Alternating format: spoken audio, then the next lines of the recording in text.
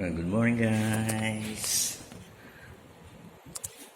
So ayan ang ating mga ingredients gagamit. Meron tayong sariwang malunggay,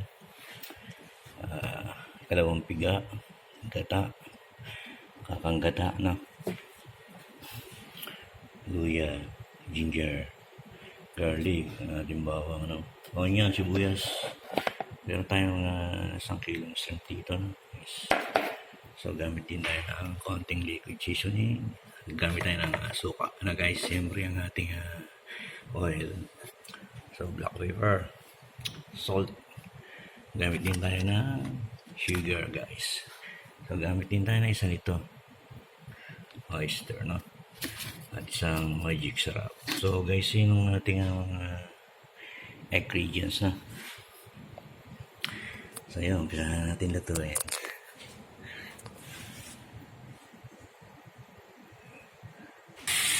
Ayan guys, sinisa natin sa ating mga ingredients na. Lagyan natin yung ingredients na, guys.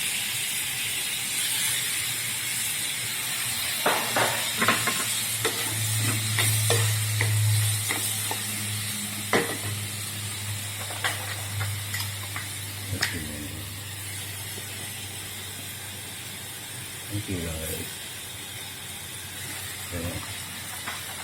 Okay na yan.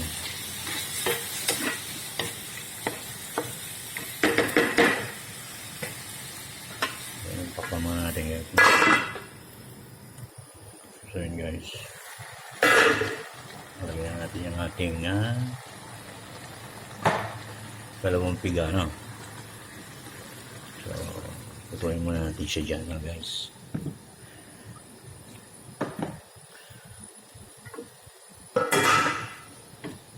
So, ayan yung kalawang piga na, guys. Okay. Panumpatin muna natin siya dyan. So, ayan, guys. Tapos siya. Sarada natin yung ating kakang gata na. So, ayan.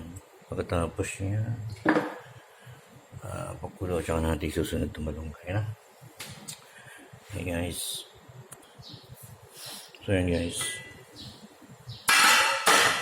Lagyan natin yung ating malunggay na. Sariwang malunggay.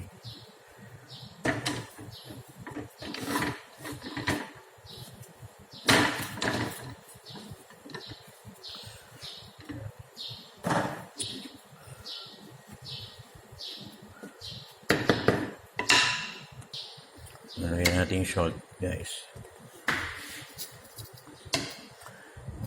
Brown sugar. Wala na kayong magdagdag sa inyong ingredients, no? Kung okay na yun sa panlasa nyo.